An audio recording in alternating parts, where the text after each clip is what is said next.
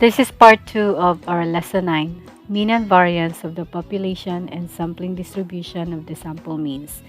If you do not want to make a table in finding the mean, variance, and standard deviation of your sampling distribution, then we must consider the following properties of our sampling distribution for the sample means.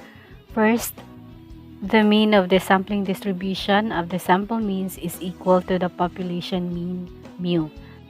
So whatever is the obtained value of your population mean, that would be the value of the mean of the sampling distribution of your sample means also. You don't need to calculate it. Second, if you want to find the variance of the sampling distribution of the sample means without making tables, so we must consider the following formulas. For finite population, the variance of the sampling distribution of the sample means is given by variance of the sample means is equal to population variance over sample size times the population size minus the sample size over the population size minus 1. Now you might be wondering what this finite population means. So if you are given a problem and the population size is revealed, or you have a value for your population size, that's the capital letter N, then you use this formula for finite population. If in any case in the problem, the population size is unknown or there is no way of finding how many respondents are there in your population, then you use the second formula for infinite population.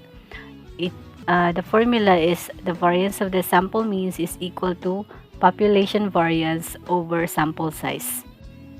Third, if you want to find the standard deviation of the sampling distribution of the sample means, the formula is given by, for finite population, the formula for standard deviation for the sample mean is equal to population standard deviation over square root of the sample size times your correction factor, which is the square root of your population size minus sample size over population size minus 1. Now, if you have an infinite population, meaning there is no way of finding the value of your capital letter N or your population size, then you use the formula standard deviation of the sample mean is equal to population standard deviation over square root of the sample size. Next, if you are asked to find the correction factor of the sampling distribution of the sample means, then you use the formula square root of the population size minus the sample size over population size minus 1.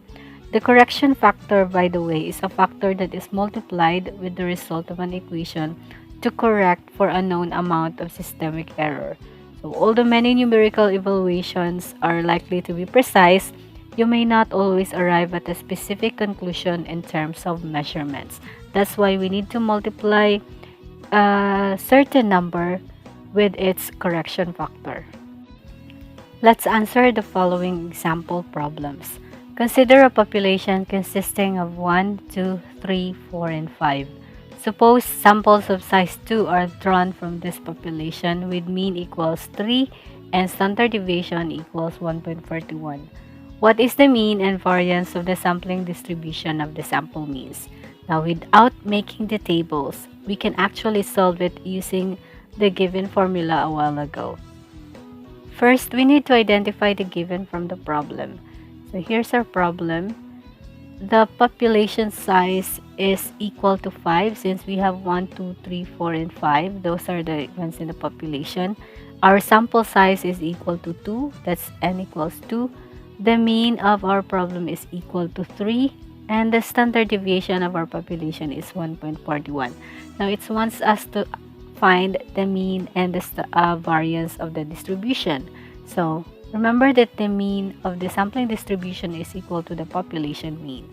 Hence, our mean is equal to 3.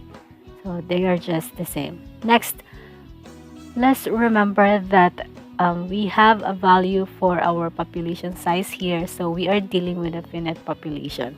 So when we say finite population, we use the following formula in finding the variance. That's the population variance over sample size is multiplied to the population size minus sample size over population size minus 1. So we just substitute the values that we have from the given make sure that you're substituting the right number. So our population size is equal to 5. That's 5 minus 2. And over 5 minus 1. So first, let's simplify. 1.41, which is the standard deviation squared, is equal to 1.9881 over 2. Next, 5 minus 2 is 3, and 5 minus 1 is 4. Simplify further. 1.9881 divided by 2 is 0.99405 times 3 divided by 4 is 0.75. The answer when we multiply these two values is 0.7455375. To arrive at the final answer, we round it off up to 2 decimal places. Hence, the variance of our sampling distribution of the sample means is 0.75. Let's have the second problem. The mean and standard deviation of the tax value of all vehicles registered in a certain city are mean is equal to 13,525 pesos and the standard deviation is 4,180 pesos. Suppose random samples of size 100 are drawn from the population of vehicles. What is the mean and variance of the sample means? For the solution, let's first identify what are given. So first is the population size. We do not have a value for the population size, so we'll leave it as unknown. And our sample size is equal to 100. The mean of our population is 13,525 pesos. And the standard deviation is 4,180 pesos. Now, it wants us to find the mean of our sampling distribution, and the mean for the sample means is equal to the mean of the population. Hence, our mean is equal to 13,525 pesos. Next, let's go and find the variance of our population.